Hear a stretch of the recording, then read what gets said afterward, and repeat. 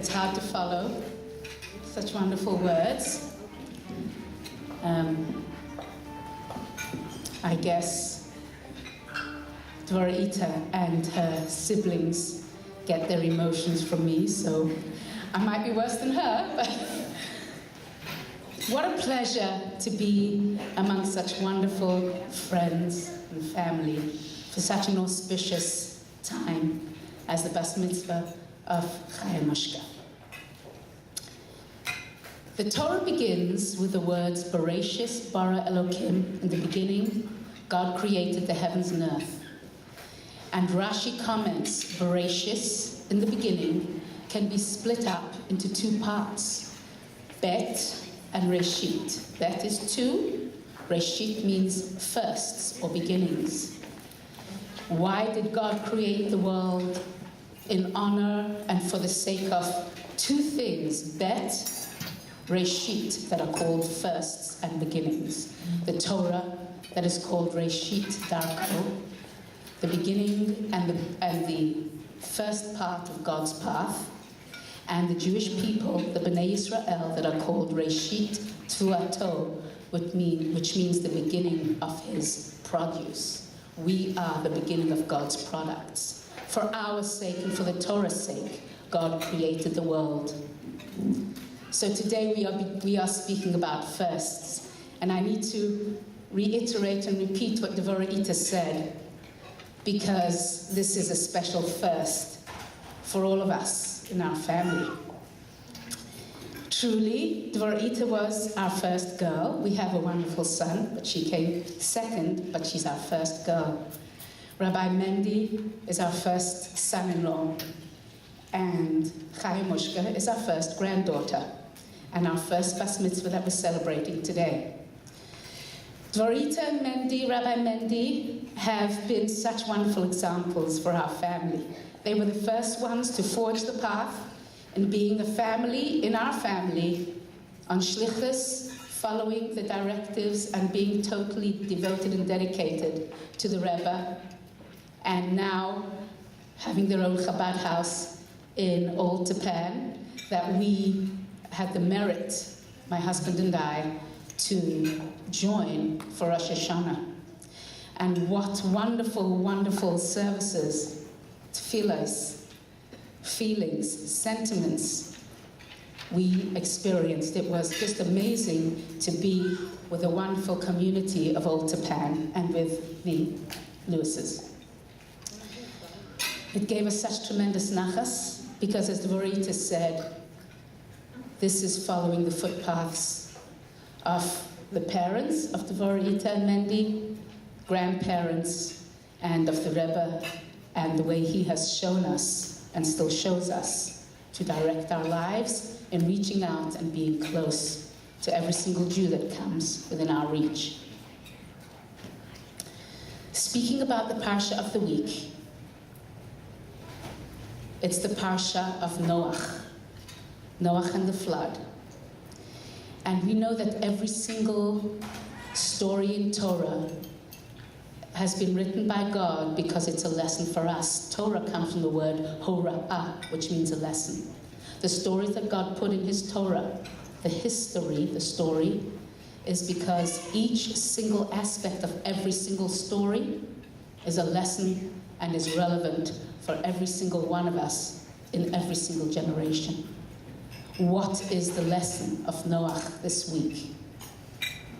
As we are told by the Rebbe, the Alter Rebbe, Reb Shneir Zalman, our first Rebbe, we need to live with the times. What does it mean to live with the times? It means to live with the lessons of the Parsha of the week. When there is going to be this tremendous flood, God directs Noach, Bo el HaTeva, come into the Teva.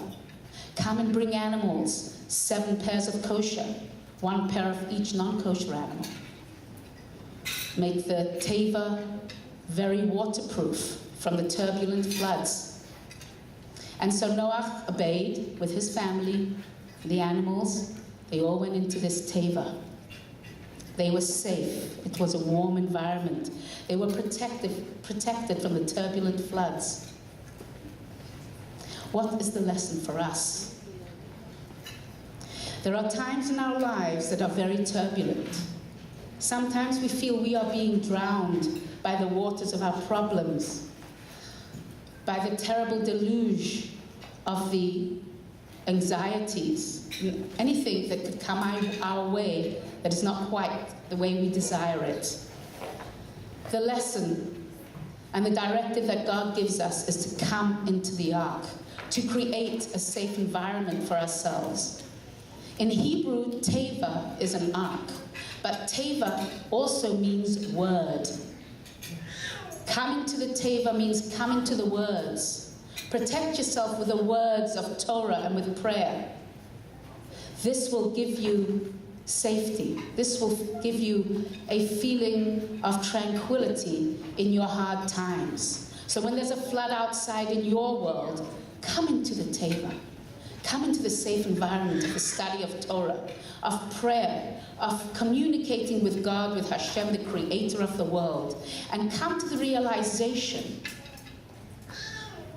that God is the master of the world, and he directs the traffic, and he directs the steps of man, and he will keep you safe. For about a year, Noah was in this wonderful ark. It was a little smelly because there were all kinds of animals. It was probably the largest zoo.